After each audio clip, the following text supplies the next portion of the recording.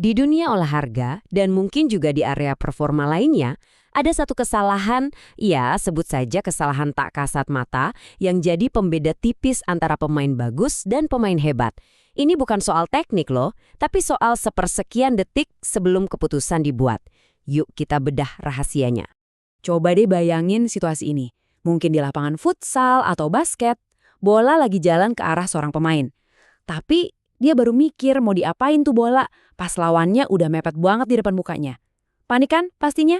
Nah, kita semua pasti pernah lihat pemandangan kayak gini. Inilah awal dari kesalahan yang mau kita bahas. Oke, kita sebut aja ini kesalahan tak kasat mata. Kenapa? Soalnya pas performa lagi jelek, yang disalahin seringnya kan teknik atau fisik. Passingnya kurang bagus atau larinya kurang cepat. Padahal masalah yang sesungguhnya itu tersembunyi, jauh di dalam cara kita berpikir. Jadi, apa sih sebenarnya kesalahan ini? Sederhana banget. Pemain nunggu tekanan dari lawan sebagai semacam sinyal buat bertindak. Jadinya, mereka nggak memimpin permainan, tapi malah dipimpin sama gerakan lawan. Ini pola pikir yang reaktif, bukan proaktif. Poin utamanya gini, dalam permainan apapun, waktu itu aset yang paling mahal. Kalau kamu nunggu lawan datang buat menekan, itu sama aja kamu ngasih aset berhargamu itu secara gratis ke mereka. Permainan udah keburu selesai, bahkan sebelum kamu sempat ngapa-ngapain. Telat. Nah, ini yang membawa kita ke inti masalahnya. Sebenarnya ada dua cara main yang beda banget. Ini bukan lagi soal skill, tapi soal pola pikir. Pertanyaannya, kamu itu tipe pemain yang bereaksi atau pemain yang mengantisipasi? Lihat deh perbedaannya. Jauh banget kan? Si pereaksi itu selalu ketinggalan. Secara mental, mereka tuh defensif, kerjanya cuma ngejar permainan. Sebaliknya, si pengantisipasi, dialah yang mendikte jalannya permainan. Dia nggak nunggu masalah datang, dia udah siapin solusinya dari awal. Dialah sang pengendali sejati. Terus gimana caranya kita bisa berubah dari seorang pereaksi jadi pengantisipasi? Jawabannya ada pada kekuatan pandangan ke depan.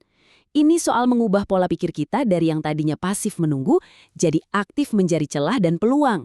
Mantranya sebenarnya simpel tapi kuat banget. Lihat, pikirkan, bertindak. Lihat itu artinya kamu pindahi seluruh lapangan sebelum bola sampai ke kamu. Pikirkan artinya kamu evaluasi semua opsi yang ada. Dan bertindak berarti kamu eksekusi keputusanmu itu begitu bola kamu terima. Bukan nunggu lawan datang dulu. Nah, inilah yang namanya bermain cerdas. Ini bukan cuma soal jago gocek atau tendangannya keras. Ini soal komponen mental. Tahu kapan waktu yang tepat untuk bertindak, gimana cara membaca permainan, dan yang paling penting, kemampuan buat melihat masa depan. Ya, beberapa detik ke depan.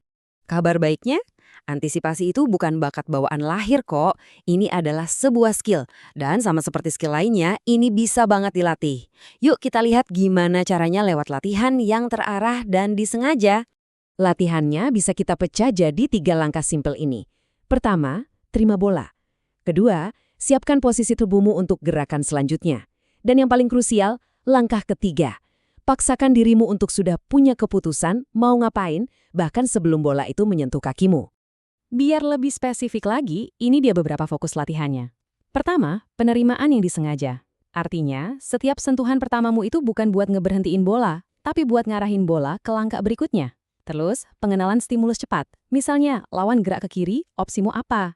Latih otakmu buat proses informasi ini secepat kilat. Dan yang terakhir, kontinuitas aksi. Setiap sentuhanmu harus punya tujuan. Entah itu buat ngoper, gocek, atau nembak. Jangan pernah ada sentuhan yang sia-sia. Lantas, apa sih hasilnya kalau kita berhasil mengubah pola pikir ini? Efeknya itu bukan cuma perbaikan kecil-kecilan loh. Ini adalah sebuah transformasi total tentang gimana caramu menguasai permainan.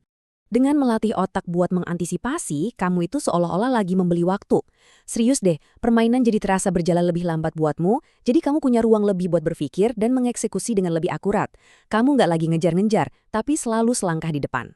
Pada akhirnya, semuanya kembali ke sini. Mereka yang bereaksi, mengejar permainan. Mereka yang mengantisipasi, mengontrolnya. Ini adalah perbedaan antara sekedar ikut main dan benar-benar mendominasi. Pilihannya ada di tanganmu. Sekarang coba deh kita bawa konsep ini keluar lapangan. Dalam pekerjaanmu, dalam hubunganmu, atau dalam tujuan hidupmu, apakah kamu lebih sering bereaksi terhadap masalah yang datang tiba-tiba? Atau kamu secara aktif mengantisipasi dan berpikir 2 langkah ke depan? Ini pertanyaan yang mungkin bisa mengubah segalanya.